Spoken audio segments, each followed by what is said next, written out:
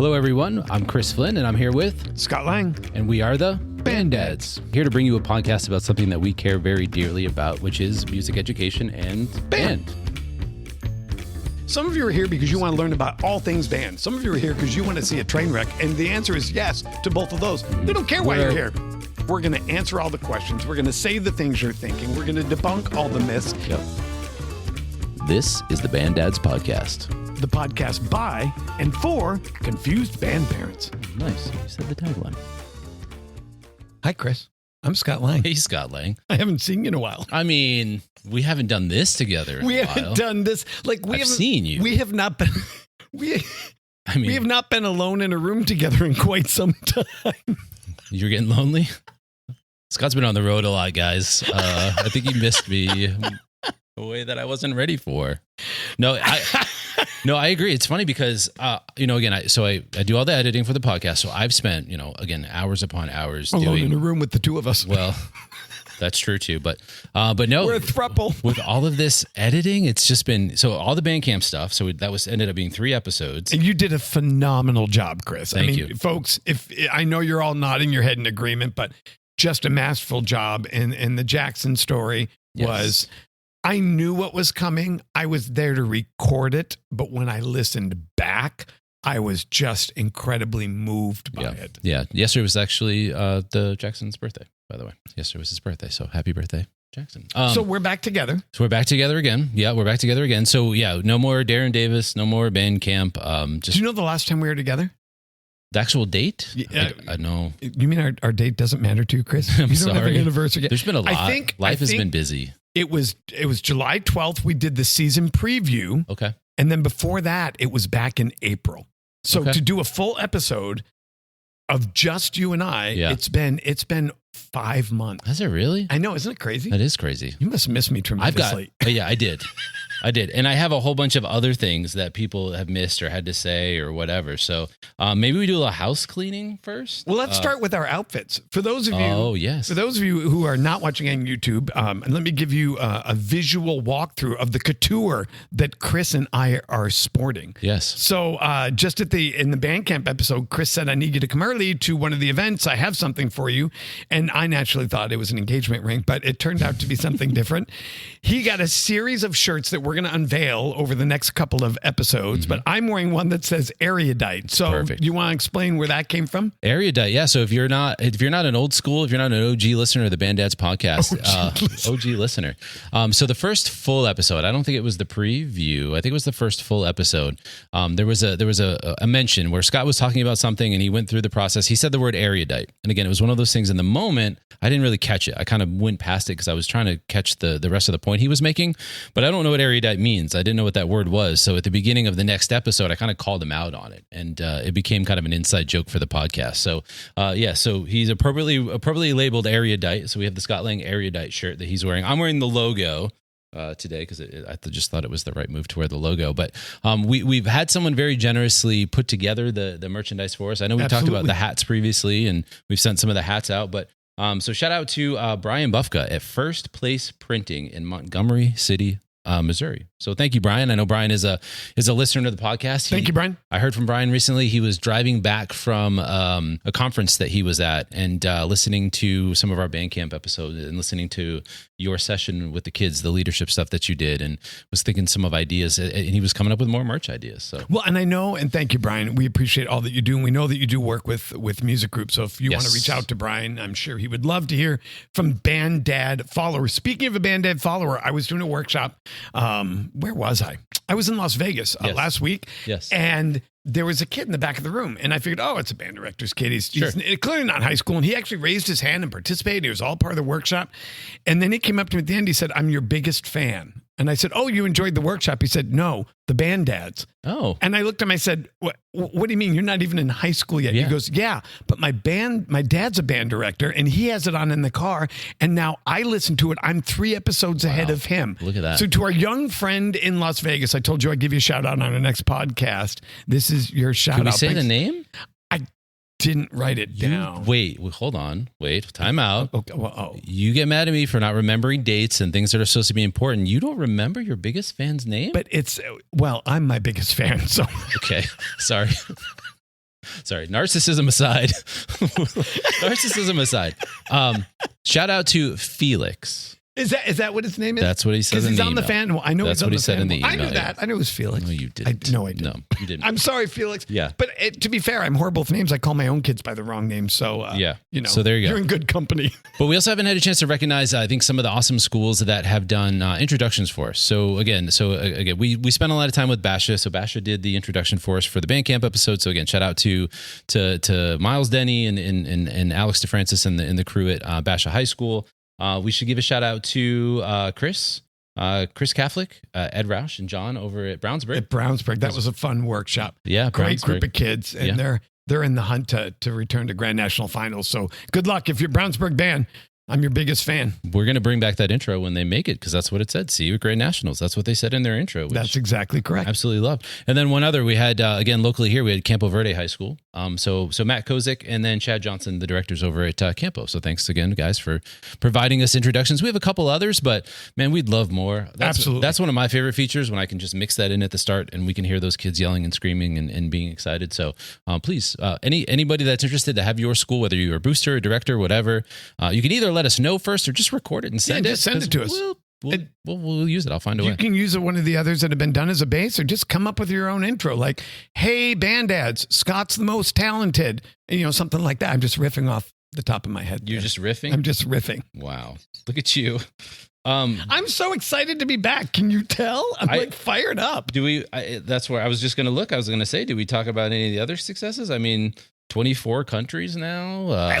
Let's talk about the one you were most. So, folks, I got to tell you, I got a text from Chris about a week ago, and it said, "This might be a cliffhanger, by the way, because this might be a cliffhanger." But go ahead. You don't want to tell them? No, you could tell them, but maybe we introduce it and then we finish it, because we may talk about this in another episode. Okay, so we'll end. I'll give you the teaser first, yes. Then we'll close the episode with it. Yes. I got a text that was something along the lines of, "Shut the F up. You're not going to believe this." And at first I thought, someone had died or something, but it turns out it wasn't someone who had died. It was someone who had reached out to us. A certain hot place that people go eternally has frozen over. Again, if you return to the area, pigs flew. Don't tell them. You said you weren't going to tell them. Now you're telling them. No, I'm just saying all these things happen. That's something I didn't expect to happen. We didn't, because we were convinced it was not a real person, and then lo and behold, they reached out to us, and they are a real person and not a bot. And Chris was beside himself. It made me as happy as anything has ever made me on this podcast, I guess. Confirmation of that made me very, very happy. So you're right. 24 countries. It's like 1,200 cities. Yep, over 1,200 cities. A gazillion listeners. We're in the 5 digits. We're closing. Hopefully. Apparently, I can't stop making jokes about my mother and my golden retriever, the only ones who listen to us, because apparently it's not true. It's really not true. So good stuff. I don't know if people find that endearing at this point, or they're like, oh. They find everything I do endearing. No, they don't. You are so again. The next shirt's going to say narcissist. Not all right. Wait, I have one other thing, actually. We may have another Dayton situation on our hands. Uh-oh. Yeah, we might have another Dayton situation. Did something from Scranton reach out? No, actually. So was it a trombone player from Scranton? So you hadn't seen this communication yet, but I didn't send him the email. You know why? Because you didn't get an email, actually. I got a text message. This is a personal message to me from my father, who wanted to make sure that you knew that it's not okay to diss. To have you as a son? Well, you can't. It's gotten a lot better over the years, but but basically, you can't make fun of the University of Maine at Farmington, and linked me an article just so you can see it. It's one of college in U.S. News is one of the best values for education. There you go, 2025. Okay, hold on, Mr. Flynn. Hold on. Flynn. Wait, we're not done. That's just part of it. Chester Greenwood himself is a man to be lauded, because not only did he have the earmuff, he had multiple other patents that ended up being successful products for him. That's just the one that kind of over 100 inventions. So anyway. Okay. So Chester Greenwood needs to be. Can I speak to your father directly right now? I can't stop you. Okay, Mr. Flynn. You may want to cue up the background music for this one. Mr. Flynn. First of all, you've raised a wonderful son and just a joy to be around with as a podcast. Might I suggest for your consideration, Mr. Flynn, that when lauding your local university, you don't lead with best value. Come on. The Walmart of universities. Walmart has its place. Come on. And I might also suggest, for your kind consideration, Mr. Flynn, that when you talk about the many patents that he holds, that you don't lead with earmuff being the most notable. So you know what's fun? I went down a little bit of a rabbit hole. We don't need to recreate Chester Greenwood, but you know what was one of the things that was actually impressive about it when I looked back at it? Nothing? No, you'd be surprised. that. So once this creation came to be, he was actually a bit of an inventor. Nerd? Yes, very much so. So he literally created. They were making them handmade, but he created the machines to like mass produce them. So they were making like 150 a month, went to 15,000 a month. He actually brought all this industry to the town and employed all these people. Anyway, we don't. Well, Mr. Flynn, I hope. But that was fun. I got a text from my dad, and I just thought I should recognize the fact that he stood up also for Farmington, Maine, and Chester Greenwood. So I have one more question. Fun fact. Oh, go ahead. Is it possible your father's a trombone player? No, Dad is not a trombone player, but he's very educated. My father. So I say that with love and respect, Mr. Flynn. But I just my love dad's to twist very, the very knife into your smart son. guy. So he knows value has its place as well. Most. That is not, number one in research. Kai is, number of Fortune 500 CEOs, not best value. I mean, listen, what are you going to do? You got to afford the school, don't you? Here's a place you can afford. Congratulations. Anyway. Oh, dear. So I mean, just Phil's, thought I'd share Nike's, Oregon's got Phil Knight and Nike, and University of Nowheresville has Chester Greenfield as its benefactor. Again, I don't know. All right. Should we get to our episode, Chris? Sure. Do we have one? We do have one. Oh, we actually do? Okay. So as we tape this, it is September 10th. Now, okay. I'm going to share there's a couple outliers that Chris and I are exposed to as a part of this podcast, because we're going to talk about timing of the season. But we start 4 weeks earlier than anyone else in the country. Yes. Our kids report Correct. to band camp on July 7th. So that puts our season an extra month longer than many of you listeners. Because we're a victim of our own good weather, our season goes about a month longer than most states. I was going to say, I've heard that from other people, that they're surprised that we are still doing competitions early November. They're done in October-ish because it gets cold. Exactly. Exactly. But on top of that, I've heard that. We have the rare misfortune of starting in July 7th, and between July 7th and October 1st, which is 5 full months, we only have one home game. So our kids right now just had their first performance after 8.5 weeks this past Friday night. They don't have another one for another month. Yeah. So when we talk about a season, which is what we're going to talk about, ours is a little bit hyperextended, but the same concept still applies. So Chris, you've been through this. You're in year 3 of marching band. Yes. Where is your head at as a parent right now in terms of where do you think the kids' heads are at right now on September 10th? So it's interesting because your point, it almost feels like where I think they are is maybe later than I feel like it should be, but that's not anybody's fault. It's just maybe our season's been weird. But so to your point, they just had their first performance, right? So that means kind of like Darren Davis talked about, that 25% of that band, that was a brand new experience, right? That's absolutely correct. Getting in uniform, unloading the truck, going out to the stadium, playing the stand tunes. The people, the audience, the crowd of wearing people. Wearing a Shako. Yeah, because that does cap your vision, and marching on turf, and absolutely, it's a whole night of firsts. Yeah. So to me, it was a good opportunity for them to just, I guess, I don't know, just kind of shake the rust off a little bit, right, and kind of loosen up and kind of get ready and get prepared for what comes next, which would be doing this in front of an actual competitive crowd or having peers that they're actually competing against.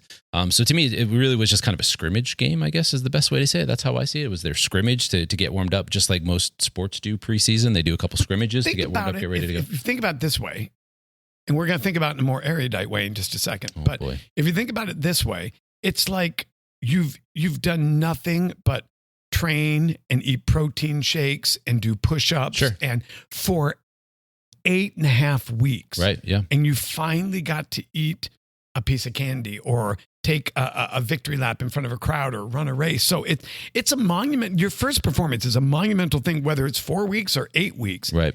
It's a monumental thing, but it means something different, I think, to the kids than it does the parents. And I think the kids view the season in different ways than the parents. And I'll tell you this, I even think among the parents, people view the season very differently among themselves because I believe, to me, it was, well, let's see what we got to work with here. It's the first time seeing the show. I want to hear balance. I want to hear blend. I want to see if the drill works. I want to see what the core, and but to a freshman parent, it's overwhelming. Like I can't, or if you're a senior parent, this is my son's final year. It's another first of the last. No, right. Sorry. Did I say that backwards? No, I don't know. This is the last of the first. Yeah, it's one of those. This is my last. It's the last football game. The last. Yeah. Anyway. And so I just think it's important to talk about, the duration that is the season. So I'm gonna throw some stuff at you here. Okay. There's two guys named Strauss and Howe. Who? And they wrote a book, Strauss and Howe. Strauss and Howe. Yeah, those are their two last names. Okay. And they wrote a book, and it's called The Fourth Turning. Okay. And basically, to make a long story short, they studied the history of the world, and they basically said every 80 to every 88 years, the world repeats itself. Okay. And you look at global conflict, you look at famine, you look at strife, you look at economic collapse. So I'll give you an example. The economic collapse of 2008 was 80 years almost to the day of Black Friday in 1929. Which is interesting because, again, those two things were caused by such different things. That's very interesting that it's still cyclical somehow. That's very interesting. And so they do all the research and study, and it doesn't matter. But they say that there are 4 stages that every society will go through, and it's generational. The reason they say 80 years is it's 4 generations. Okay. The generation that passes away, you forget the lessons you learned, so you repeat them. Oh. That's the concept. Okay. Interesting. And it's very well documented. But so they say there's 4 stages. Now, what's really important if you're the listener to understand is I'm going to give you the 4 stages in order of high to low. But what they make a point of talking about is the stages, the 80 years, they can occur in any sequence. So the first stage is the high. Okay. The high of 1928 was followed by crisis, which is the lowest point. Okay. A crash the next day. Mm-hmm. They didn't go through the middle 2 stages. They went from the high to the low overnight. Okay. Or you go from, the third stage, which is the unraveling, to they bomb Pearl Harbor. And now you're at crisis overnight. The point is the stages don't occur necessarily in order. And this is what's really important is that the amount of time that you spend in each stage is dependent upon the actions the society takes. Okay. So I'm going to give you the stages and I'm going to give you an example. Okay. So the stages are this. It's the high. That is stage 1. Everything is good. Everything's roaring. The roaring 20s. Okay. The next stage is called the awakening. And that's where you can't quantify it, but you just feel like something's not right. I can't put my finger on it, but I just feel like we're not in a stable place, or relationships aren't stable, or the economy isn't stable. But I mean, the indicators say the economy's fine, but I'm pretty sure it's not. That's stage 2, the awakening. Okay. Stage 3 is the unraveling. It's the same thing as the awakening, but now we have data. Gotcha. Okay. Jobs report just came out. Now I have numbers to associate to the feeling. Unemployment ticked up 3%. The stock market dropped. And I'm using economic because it just happens to be the easiest to use. Sure. And then the 4th is crisis. And that's where you've hit bottom. So the high, the awakening, the unraveling, and crisis. Make sense? Okay. Sure. Okay. Using another economic example. The reason the crisis of 2008 lasted 2 years and the crisis of 1929 lasted 12 is because Ben Bernanke, our then Fed chair, was the world's leading expert on the Depression. And he knew to do the exact opposite of what we did 80 years ago. Fair enough. Okay. And so the choices he made meant we spent 2 years in crisis instead of 12 years in crisis. So again, the stages: high, awakening, unraveling, crisis. Got it. And that the order in which they occur and the length of time that you spend in them is dependent upon the choices you make. Makes sense? Yes. Okay. So I was sitting around thinking about this, and it dawned on me, and I would challenge podcast listeners, you're going to hit a pause here. Do you have any idea how long a marching band season is? How long a marching band season is? Geez, again, if I'm thinking about ours, it's like, I don't know, it's close to 7 months, 6-7 months. Most marching bands are between 80 and 88 rehearsals. Oh. So I started thinking about, now wait a minute. The high, the awakening, the unraveling, and crisis. The high, band camp. I love you, you love me, I love my teacher, I love my tuba. I mean, that I can see that. It's the high. Yeah. Then there's the awakening, which is what I like to call is September. this has been going on a while. We haven't had a game. This isn't as fun as it was at band camp. Gotcha. We're not doing get to know you games anymore. We're grinding out 7 pages of drill every rehearsal. We're like waiting for something to happen. Yeah, and we don't have data. We don't have numbers. September doesn't feel like August does. Gotcha. Okay, then you get into the unraveling, which is I call October. Okay. And I can throw data at you. The absentee rate goes up.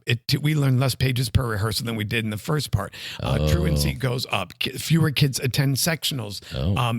Literally, I can actually point to data that will tell you why most bands stop getting better around the second week of October. That's interesting. Now, and I'm serious. And I think most band directors, we learn the closer.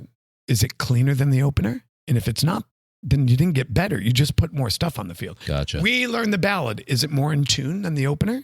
Well, if you didn't get better. You just put more stuff. Interesting. Most bands in mid-October learn more stuff. They don't get better. Okay. They just get more volume of stuff. Okay. And some of it is justified. Like, okay, I still have 40 freshmen. I still have 6 kids in the color guard. I mean, I'm not going to make transcendent leaps with 40 freshmen and 6 in the color guard. But other stuff is we've ingrained behaviors and patterns into us that aren't producing a better result. Interesting. They're just replicate the result. Gotcha. And then crisis. And remember, Strauss and Howe says every organization goes through all 4 stages. And, whenever I do a workshop, I'll say to the kids, how many of you remember what crisis day was last year? And every hand goes up. Now, it might be different for different kids. Okay. But the bottom line is, I always say, trauma and drama, you can't get through a season without it. Yeah. I mean, you can't put 130 kids into 18 hours a week of a high stress environment, sleep deprived with a whip cracker on the podium and not have a crisis. Yeah. I mean, and some of it is man-made, manufactured by the kids or by a director. Yeah. And some of it is, there was an accident, a band parent passed away, but you're going to have it. Gotcha. So when I think about this, I was kind of trying to think about on September 10th, where not only where the kids are, but you as a parent. Gotcha. Now, not you, but picture a parent who doesn't have your savvy and didn't spend 8,000 hours at band camp with the band. You crazy. Where do you think the average parent is, having sat through one performance in which there was a technical glitch, so they may not have heard their soloist or not? Right. It didn't look. Where do you think the average parent is? So when you say average parent, I think that almost creates a challenge on its own, because I think it depends on like me, I think it depends on your experience with marching band in the process, only because maybe, a freshman parent might see it as they're still like, they're in stage 1 still. They're like, everything is shiny and wow, my kid just got on the field and look at what they did kind of thing, versus they were on the field not naked. It's a big day for us. Absolutely. Right. So they're much better put together than they would outside of being on the band field. So I think so it kind of depends on your level of experience. Because again, someone who's like myself, like a junior parent, senior parent, whatever, they might see it and go, so we've heard all these awesome things, but there's maybe enough to say, I think we could do better. Okay, so let me ask you a question. If you know the 4 stages, yeah, can you tell me your high and your crisis from last year? Can you think of them? And while you do that, I'll share mine. Believe it or not, they talk about, depending on the choice you make, my high and my crisis was the same day. Yeah, did it take place in Texas? No. Oh, okay. No, I was so sad. It was the day they took pictures. You were there. Yeah. You took pictures. And it was the first time I saw my son in uniform. Oh. And he walked by. They were coming back from the stadium and he walked by. And believe it or not, my son has grown a tremendous amount. They have a sash on the right leg. His sash almost touched his ankles because his legs are so short. Yeah. But he walked by. It was the first time I saw him in uniform. And it took my breath away because I thought, he's made it. We got him through this. He's Gotcha. here. And then he was walking all alone. And I thought, he hasn't found his tribe yet. I see. Son of a gun. And for me, the high and the low were the exact same day. And they were not 2 minutes apart. Gotcha. And there was plenty of awakening and a fair amount of unraveling in there, and some more highs and a few lows. Yeah. But, it just goes to show that this activity it can be an emotional roller coaster, not just for kids, but for parents. Yeah. Do you remember, did you have a high and a low? Man, for me personally, I I guess for me personally, I mean, my high probably was probably San Antonio, just because, again, getting to see our kids on such a stage, but more thinking about... That was one of my highs too. And Flagstaff, hearing the band announced it at BOA competition, I will tell you, hearing the name announced, that's fair. I got chills seeing my kid on the field. And I do not want to discredit the Bands of America Flagstaff whatsoever, but it almost feels like a home game. You know what I mean? Like it feels like we're kind of a home team for that. But to see them in San Antonio, even knowing the challenge they might face with the bands they are competing against, just the character, like I felt it built for them to have an experience of that scale, just to understand, because if you're so used to just competing and performing in front of a couple hundred people at a football game, or again, maybe several hundred at a local competition, to go into a place like the Alamo Dome and to see a crowd like that support that activity, not just them. Or the parking lot. Well, that's fair. I mean, you're talking, every band has 3 semis. Every band has 14 marimbas. Every band, that's true. I mean, just you walk around a little deer in the headlights. If you're a kid or you're an adult, and I'm a veteran of this profession, but that was my first time in San Antonio, and I mean, even I was a little deer in the headlights. That's fair. Yeah, the level of quality here is staggering. Okay, did you have? And you don't have to give the specifics of but do you remember a low? Geez. Man, yeah, to your point, I hate to be negative, because it just feels wrong in a way. But was there one? No, I think it was, if I had a low feeling, on the year, I feel like it probably was at state finals. And the reason why was because there was a lot of work that went into the show last year. We talked about an episode with Darren Davis. He rewrote our closer very late in the season last year. They only performed it a couple of times. I feel like they themselves had a bit of, what's the word I'm trying to think of here? Which I always say I'm going to edit myself thinking less because the pause. But anyway, not controversy, but they had some things they had to overcome last year, I think, to get to the point where the show did at the end of the season, that once they finally did, I guess I wanted more for them. I felt like I wanted them to be rewarded more for the work they put in. And again, not that they performed poorly whatsoever. Their finish was not bad. It just ended up being the same as it was before. And I felt like the work they had to put in to get the same result as they did the year prior, I felt like they deserved better. Just on a personal level, I wanted them to feel the reward a little bit more than... No, I get that. If that makes sense. But I would tell you, I think if they hadn't made the changes, they would have finished lower. Oh, so they got the benefit. I it just totally didn't agree with you. Feel it. Correct. Okay, but in fact, I'll bet that if I asked your daughter, either one of your daughters, was there a crisis? Was there a low day? I'll bet they would both say yes, and I think they'd probably say the same day. Gotcha. And it doesn't mean they were in crisis. It means the stock market, when it crashed, some people lost everything. Some people just took a hit. It's not the same level of crisis. But this thing called marching band, it's a journey. Yeah. And like any life, like any large scale event, that it's going to go through its ebbs and flows and highs and lows. So we're at September 10th, high, awakening, unraveling, crisis. Do you feel like the parents and the kids are in the same spot? That's a good question. And where would you say, and this is nothing against our Basha Band, I would say our Basha Band is in the awakening stage, which is a natural evolutionary place to be in September. Yeah. But I would say it's because of lack of performances. So that's part of it. Not only that, but I think that they consistently did receive a lot of positive feedback all throughout camp and whatnot, because they did an excellent this year. Yeah, they were awesome. The whole process of camp and the results that we got out of that stood above and beyond what things that we've seen in the past. So I think they were so used to hearing that positivity and that, hey, we're doing great, we're on pace. But to your point, there's really not a way to really do that temperature check now, because you don't have those performances on the field, and that's really where that comes from. It's a little bit more difficult for me, just to be honest, because we did have some stuff ourselves. We had some crisis, familial crisis ourselves, that didn't even allow us to be a part of this first performance. Yeah. Which was heartbreaking, unfortunately. But I videotaped it for you. You did. Yes, and I still watch the stream from a distance, but we were dealing with some family stuff ourselves, but not just me. As much as I didn't want to miss it, my kids, didn't get to partake in it. But family comes first, right? And you have 100%. to prioritize the things that are important in life. So it's hard for me because I almost feel at this point. Not only is it only September? We've only had one.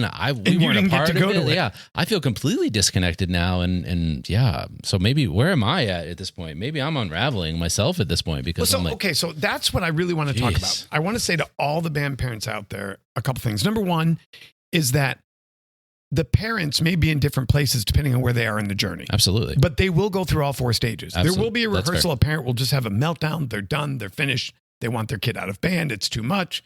And there will be a high of seeing your schmoopaloo, in uniform. And nobody uses that name. The Goldbergs. Schmoopaloo? Yeah, the Goldbergs. The Goldbergs was a show about the 80s. I know. And I was in high school in the 80s. Nobody says schmoopaloo, brother. Okay. Sorry. That was the Goldbergs was a great show. Hilarious show. Great context for the 80s. A shirt coming along. Schmoopaloo? Schmoopaloo. It's too many characters. We can't afford it. People can't pay for that. So I want parents to know, number one is the kids and the parents may be in different places. Yes. Number two, the parents themselves may be in different places. But number three is every organization. I don't care who you are. I don't care if you're Grand National Champion. I've talked to Darren Davis about this. Yeah. And he says, you're gonna have that moment in your season, and sometimes it's a manufactured tragedy, sometimes it's a real tragedy. Sure. So I think what's important to talk about, I want to kind of focus on the bottom two, which are the unraveling and crisis. Okay. And let me tell you why. Because I think it's important, if we know that we're all going to go through that, to not overreact, like that. Okay, band director A lost his mind today and yelled at the kids and he's angry. Okay, don't overreact. Yeah. It's just a day. Or Sally didn't show up to this. And, whatever, the truck broke down here. Right. But then it's about the choices we make, not just as a band staff and a band organization, but the choices we make as parents that make the crisis either worse or make it better. And then when you're looking at the unraveling, the data of, we got X score and I'm disappointed. We have X attendance. I'm frustrated. This many kids miss rehearsal, that you also look at other data points, which is, despite the hardest year ever, despite even our school enrollment shrinking, the band didn't shrink. It stayed the same size. That's true. That, despite losing almost half the drumline sounds as good on Friday night as they did on the first game Friday night last year. Gotcha. That we look for data points that tell the whole story of so that we're not just looking, because the thing I always say is, if you let someone else determine your value, then you're giving up your own control. Sure. And so a judge can give me a 68.5. I'm an educated band director. I know what our band is. I'm not going to let you make me feel better about my band or feel worse about my band. I'm going to feel the way I feel. Yeah. Because a parent posts on, Teams or Snap or Parent Portal that they're frustrated and angry isn't going to change the way I feel about my band or my band director. Yeah. And so I want you to just think about, as parents, the choices that you make and how you're feeling, to ensure that we don't prolong the crisis, and that we look at other data during the unraveling that point towards the awakening, and then hopefully end on a high, which is the last performance. Because I think regardless who you are, you want your last performance. I mean, although there will be sadness by seniors, sure, but that's a high in and of itself. It's just a different one. Yeah, that's fair. And it raises a good point, because I think a lot of times, you see it with parents that have the most experience, maybe driving some of the conversations in ways that do, to your point, maybe make it worse than make it better. I think that's completely true, because I think most new parents are just sit back. They don't know any better. Let me just follow the lead of what the older they're parents not erudite. Yeah, they're not. They're not. And they don't have a T-shirt with erudite. They don't. But I do think it's, I think there is, both in kids and parents, and I'm sure we won't feel this way, Chris, but I think there probably is a little bit of entitlement with senior parents. Yeah. well, this is my son's last year. To your point, I'll say some senior parents. Yes. Yeah. Not all, but yes. And maybe it's rightful entitlement. I don't know. When I have a senior kid in band, I'll let you know. But to your point, I do think some of the more experienced parents sometimes latch on, hold on to, and attach to traditions that younger parents or ways of doing things that younger parents would be more malleable to. But is that, again, is that just, I guess, them in their own way, again, kind of like romanticizing the experience of 100%, right? Of, to your point, this is it. This is my last time. So if there's any hiccup, if there's anything that seems misaligned, it just throws me into this, oh, I'm upset about this. But here's the thing you have to understand, and I used to tell my seniors this all the time. It's always somebody's senior 100%, year. Yes. And so you're just going to have to get over it. But the thing parents, I think you have to understand is, and I think we've talked about this in one of the episodes, if you're not getting better, you're getting bitter because everyone else gets better by 3% a year. And so if you're not changing the way you're doing things every single year, your score is going to drop. Gotcha. So when a parent says, well, I'm used to doing it this way, or last year we did X, or we went to this competition, or this was our show theme, you have to say, okay, do you want to get bitter or you want to get better? Yeah. Because those are your only two choices. Yeah. Change is the only way to stay relevant. Yeah, which is absolutely true. And parents, here's what I'll say. It's okay to have an emotion, right? It's okay to have an emotion or reaction, but what you do with it is really your decision in terms of whether it's going to be productive or not. Because I can think of examples myself of, okay, so freshman year, we had this experience. To your point, we did this thing. I'll give you an example. I really liked that we went down to Tucson and participated at University of Arizona, my daughter's freshman year. I had a great time. It was fun. It was a good experience for them. They were in a big stadium. Well, next year we didn't do that. And I was like, oh, that kind of stinks. Like I enjoyed that last year. That was, but it's not like I'm going to the director going, wait a minute. Why are we not going to Tucson this year? We should be a part of this competition, right? So it's internally, I'm kind of like, oh, okay. But as we talked about. Can I share something with you? Sure. I think I'd rather go to Dayton than Tucson. Well, I'm not. Dayton's add a third city to the list. Dayton is far enough away that there can't be any real retribution. Tucson is only an hour and a half from us, so I don't want to start any stuff with Tucson. Further. But okay, so you're in Sun Devil territory, so there's not a lot of positive conversation that's going to happen around anything U of A. The downstate hate. But so like I talked about in San Antonio, though, I think it was the scale, it was the stadium, they got to participate in a competition where there was also a college marching band. So they got to see the next level of competition themselves. It's a great band day. Right I will say that. The one nice thing I'll say about Tucson is the U of A band day is a great band day. So anyway, we didn't do it sophomore year. So I had that internal feeling from them like, dang, that was really fun. Like we enjoyed that competition. So, but again, I processed my feelings myself. I didn't have to vocalize it. I didn't have to make a stink out of it. I didn't have to have a problem. It's because you're a data analyst. Well, maybe. We need a shirt for you. If the things that we get into every episode, we make t-shirts of. I need to get you a shirt that says I'm a data analyst. A little bit, haven't we? We've left it behind a little bit, haven't we? But yeah, anyway, just internalize your feelings. And then back to what we talked about at the very beginning of this season is I trust the process. I didn't like it. That's okay. I trust what we're doing with it next. Same thing this year. This is the first year, not first year. In my daughter's 3 years, this is the first year we're not doing any Bands of America competitions. We usually do. We usually do at least one, if not a couple, right? So we usually participate in that. But so on the surface, it's, man, that's too bad because that's a good competition to be a part of. It's a different type of judging, right? It's just a different experience, I think, for the kids to wrap their heads around different ways this activity looks. We're not doing it this year.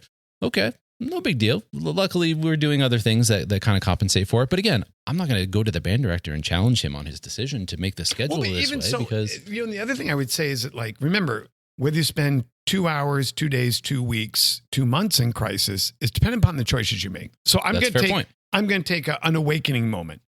And, when I realized, oh my God, we're going to go 3 months with only one performance. I just reached out to Miles. I said, hey, I have an idea. What do you say we do a parent night, put the kids in uniform so they get a rep under the lights in uniform? Now, he may or may not take the idea, but my point is, I'm going to present solutions. I'm not going to complain about what we don't get. I'm going to present a solution that will move us out of unraveling towards awakening, or out of awakening and back to band camp. Yeah. And the reason I say this, and I want you to think about this, you're going to put like maybe a Hallmark sound of cool. This is going to be a successories moment. You ready? Okay, ready? Okay. Band camp is not a date on the calendar. It's a state of mind. Oh, wow. We're getting holistic now. I don't know what that means, but I'm going to say yes to that. So yes, we're being holistic. But I do believe, my point is like, I some students tell me my last year teaching, you get grumpy sometimes in October. I said, then plan an activity to make me ungrumpy. Gotcha. I can't do everything, guys. Like, you want to do a get to know you game, you want to do a fun activity, you want to do bonding thing, I'm all on. Gotcha. But my mind's in show cleaning. Gotcha. So I need you to come up with the activity. I need you to execute it. I'll give you the 30 minutes in rehearsal. Yeah. But you have to remind me in October. Right. Like, so don't just complain about it. Right. Solve it.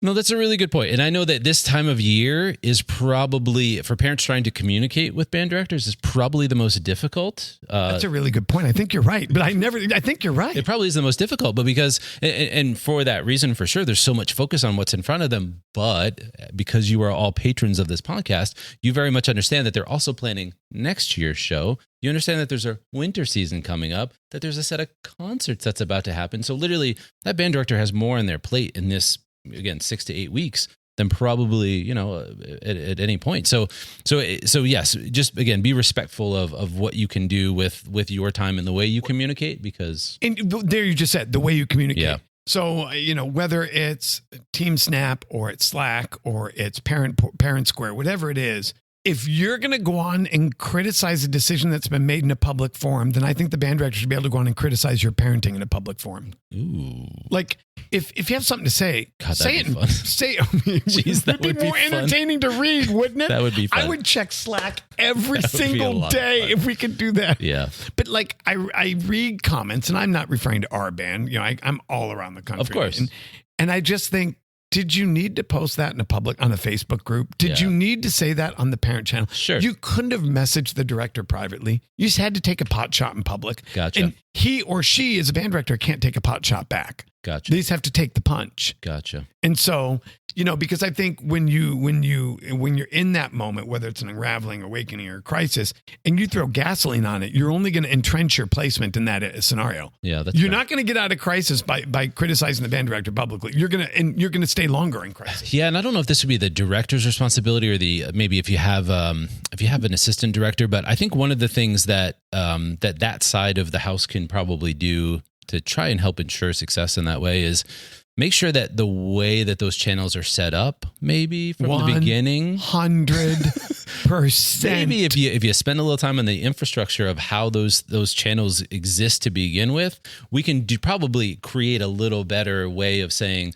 this. You at least have a place to post that thing that shouldn't be over here, because again, there are times where important communications get lost in the mix of for sure. things that really don't hold the same priority, just because the infrastructure and the way that stuff is set up is not. Well, and people, let's be honest, people are natural bitchers and moaners. Yeah. And so at the end of the year, not me. This is related. I'm totally positive all the time. I am Captain Fun. Is Yeah, what I like to tell my kid. What are you laughing at that for? Okay. I'm Captain Fun. Yeah, okay. Anyway. Thank you, podcast listeners and Chris Flynn's father. Yeah. I am Captain Captain Fun. I expect Fun. a t-shirt with Captain Fun on it soon. Of course you do. Okay, so at the end of the year, I used to do a survey, and I would ask kids all these questions. And man, I felt like crap for the entire month of June, because all they did was tell me crap that was wrong. Interesting. And so I went to the band council one year. I'm like, listen, I'm getting hammered. What's the deal? I'm like, oh, that was the best year ever. I said, well, why did you write all this stuff? And they're like, well, you asked us things you wanted to fix. You asked us things to get better. And I realized, I structured it wrong. Yeah. And so at the end of yeah, that, so then now what I did, the next 12 years that I taught, what's your favorite memory? What was the funniest thing you ever saw? What's one thing that you wish I'd never change?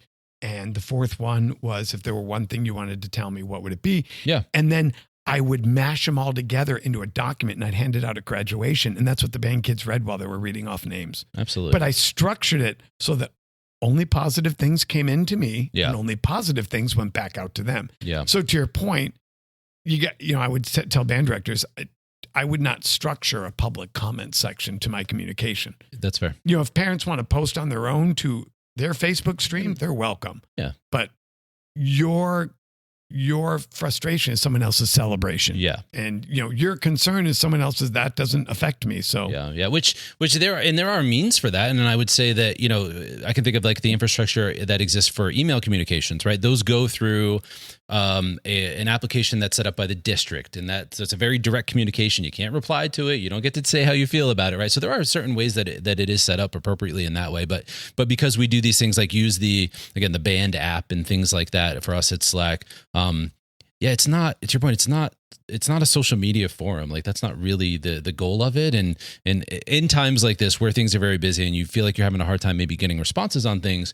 Again, this is also something we talked about previously. Scott mentioned find your band, find the band director whisperer, right? Yep. Find the person that you believe has the best way, because that could be part of the challenges. And I hate to say this, but yeah, you may have to look in the mirror because it may be the way that you're presenting yourself that's making it difficult to get a response. Whereas somebody can maybe help. Completely agree. And I think you also need to consider the fact that if your music teacher didn't ask your opinion, then they don't want it. They don't want it. I'm just sorry. What a novel idea. What you think of the show, they don't care. But that to me, that's what I mean by that's the effect of social media, right? Everybody feels everybody's opinion matters. Everybody has a platform. Well, yes. I don't know about you, but I think this year's trip isn't. Listen, I checked the channel. I didn't remember the directors asking you what you thought of this year's trip. No, that's absolutely true. And you're 5% of the sliver that went into the decision, the calendaring, the budgeting, the 4-year arc of what the kids are going to do. So guess what? Keep your opinion to yourself. Yeah. And that's, and based on what you said early on in this episode, it kind of made me think the same way. I think what you're saying is what happens in this world of band, this microcosm of, you only hear it one way. It's only presented one way. It makes you think one way versus finding the counterpoints that also make it, find the positives instead of just the negatives. I mean, that microcosm is the same explanation, I think, in terms of what goes on in the world right now, right? In terms of media and social media and all those 100%. Things, right? You literally, folks, you make a choice to decide what you want to consume. You literally get to choose what you want to read, what you want to watch, what you want to, again, consume yourself. So you have to make that decision of, hey, I see this stuff that's saying all this stuff is bad and all this stuff is bad. And do you counterpoint? Do you find some positive to say, well, that there's some truth to that. However, it's a little bit out of context because this is the other side of this. So I'm one of those people, Scott, that very much, I don't really take sides per se, but there may be times I don't agree with things, but I'll be the first person to say, I see where that came from, right? I see how this perspective came about. I don't necessarily agree with it, but I'm at least willing to be understanding enough to say, I see how you got there. And that is a phenomenal characteristic of you. I take a similar but different approach. I have tons of opinions. I just know it's none of my business, so I shut up. I mean, that is not true. No, well, it is true with our band director. I don't go popping off to him in general. I don't go popping off to him. Hey, here's what I think. I mean, Scott does not do that on social media either. The only time I will say, and this is not a credit to me, but Mr. Denny Miles Schmenny, if you're listening, I've made it a point. The only time I tell you what I think is when you ask me. That's fair.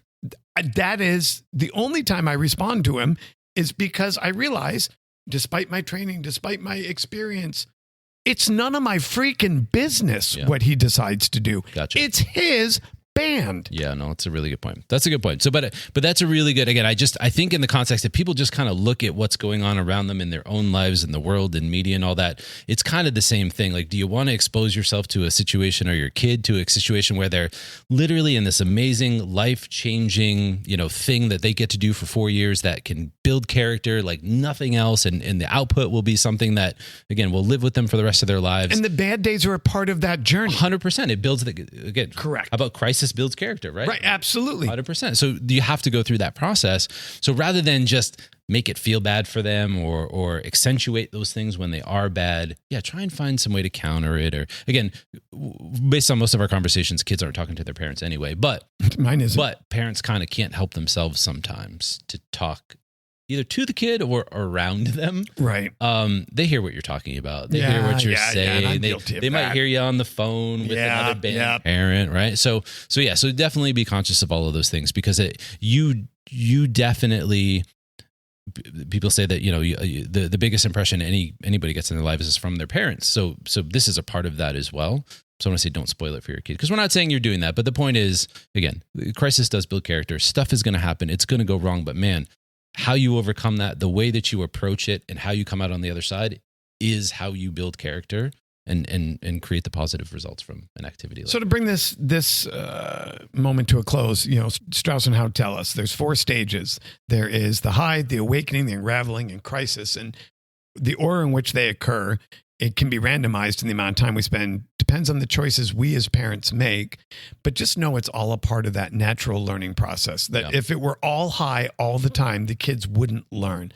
And so embrace those moments, as unpleasant as they may be, and make choices in those moments that move you out of those moments as soon as possible. Yeah. Sound good? Yeah. All right. So we have to finish the episode the way we started with the tease. No, I was gonna sorry. I guess I misunderstood. I was gonna say there might be another episode that we're gonna do soon that we could have them hold on for to present that part of it too. But no, we can't make them wait. We teased it. Come on. Okay, making them wait. Okay, making them wait at this point. Listeners, Mr. Flynn, Chris doesn't love you. Okay, so probably about what's today? So probably about 8 days ago. Yeah, so I'm the one who primarily monitors the feedback. So feedback@banddadspodcast.com is our email address. I monitor that inbox pretty regularly, and I see an email that at first I'm like, I got to open it and just make sure, that said hello from Dubai. And I was like, no effing way. I was like, no way. Because the bot is a person. I was like, only because, how exciting were you on a scale of 1 to 10? I had given up hope. It was Santa Claus isn't real. And then he walked in my living room. If you're just new to this episode, and don't do a throwback, it's too much editing for you, but we've been asking for whoever's in Dubai to reach out to us at least in 4 episodes. It was a while ago too. If you're not a bot, prove you're not a bot. Yes. Please reach out to us in Dubai. And they did. And they did. And that person said, hey, when I'm usually listening, I'm driving, so it's hard. And, but actually, so we do have someone who's a music instructor in Dubai, music educator in Dubai, who is a listener of the podcast. So our listens in Dubai are real, which feels really, really good. And just so you know, and I think it's a good thing to point out, and we'll make an episode of this. So our friend in Dubai, do you know her name? It's on my other paper because I thought we were doing it in a different episode. So you're going to mock me for not knowing our youngest listener's name, but you are not going to be able to produce the name of the listener who you've been dying to hear from for almost 9 months. Chris. Okay, so that's not making you look so good there. Mandy Hollingshead, actually. Okay, so Mandy, if you're listening, and I know that you are, she said they don't have marching band in Dubai. And the funny part, do you remember why she said they didn't have marching band? No, I don't actually. Because it was too hot. Did she say that? I checked the median temperature that day, and Phoenix was hotter than Dubai by 2 degrees. We were 108. They were 106. I mean, I feel like some of this is interesting. You want me to share some of the correspondence? Or? One of the things she said, maybe we can do it on the fan mail part. Yeah, that's what I is she said that we only have concert band in Dubai. Correct. And so, and it was a cultural issue because nobody in the Middle East has concert band, and they didn't understand. So I'm going to just tease a future episode, which is what does music education look like? What does band look like around the world? Yeah, that's fair. It doesn't look anywhere else in the world the way it does in America. And that's in a good way. America has it figured out. Yeah. So thank God, not only is our listener in Dubai real, thank God about him giving up on us, because literally it's like, God, I can't wait for you guys to stop talking about marching band because it's not relevant to me. So thank you, Mandy, for holding on through this marching band portion Mandy, of our broadcast. You've inspired us. We're going to do a podcast after the marching season over called Band Around the World. And we can talk about what it looks like in the different continents and different countries. So thank you, Mandy. And we may reach out to Mandy to get some more context because, again, just to make sure that this is a real person. Obviously, I don't believe it's real. Mandy, he doesn't believe you're real. Listen, like I said, I'd given up hope. So I looked, I kind of searched Mandy to see if she was a real person. And certainly she's there. She's got a LinkedIn profile. And she's actually somebody who spent a good amount of time in musication in different music education. In 4 different countries. Around the world, as a matter of fact, in a whole lot of different places. So she's spreading her love for music across the globe. As we sit here in our Banddad merch that were provided by someone who reached out to us, and wearing his Banddad hat provided by someone who reached out to us, and we're talking about the fan mail from our 13-year-old and our friend in Dubai, know that we reach out to, we read and respond to everything that Everyone. is sent our way. Yes. So, Chris, as always, tell them how they would send us something. Yeah, absolutely, folks. Please, we would love to hear from you. Our email address is feedback@banddadspodcast.com. I've said it before, but more often than not, you receive 2 responses, one from me and one from Scott. You hear from both of us because we like to share both of our perspectives. And what else do we have to do anyway but respond to emails about our podcast, right? So we love to have conversations and learn more about the audience. And it leads to a lot of good conversations. Again, I don't want to give away too much because we're going to catch up on some of our correspondence in a very future episode here, but we've made some very good, I wouldn't say friends, but we must have some friends across Regular the country listeners, now. How's that? Yeah, that's fair. So please reach out to us, connect with us. Not only that, but the Band Dads have really been looking for an opportunity to do something live. So if you're interested in the Band Dads maybe doing something for you in your location, again, feedback@banddadspodcast.com. Social media as well is a place to connect with us and see some tidbits. Like if you can't wait for the full episode on YouTube, you might see some clips from an episode if you want to check out the cool t-shirts and whatnot. TikTok is a really good place that we have a lot of a conversation that happens on a regular basis. So join Band Dads Pod on TikTok. We actually had a post this week on Instagram, Band Dads Podcast on Instagram, where we talked about, and again, I feel like we should probably reach out to our friend who's not our friend, but the 66-year-old freshman.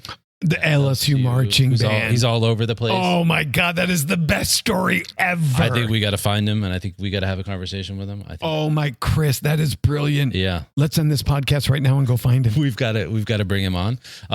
So anyway, there's a lot of good stuff that happens on social media. So find us on social media and connect with us there because it's a good way to keep in touch with us and see what we're doing kind of in between episodes. But it helps build our community even more, which we really appreciate. That I think that's the most important thing out of all of this to both of us is probably the community, the people, the conversations we have. 100%. Yeah. Well, he's Chris Flynn. And I'm Scott Lang, and we're the Band Dads. Thanks, folks, for listening. We very much appreciate you, and more to come. See you soon. Yeah, I miss doing this. This was fun. Band Dads at 3! 1, 2, 3, Band Dads!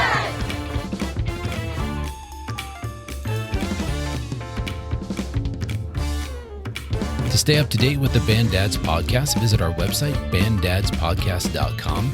Want to communicate with the Band Dads? Send an email to feedback@banddadspodcast.com. The Band Dads podcast is a 5 Deuce Media production. For more information, visit 5deucemedia.com. That's numeral 5deucemedia.com. For more information on Scott Lang leadership and solutions for music education, visit scottlang.net.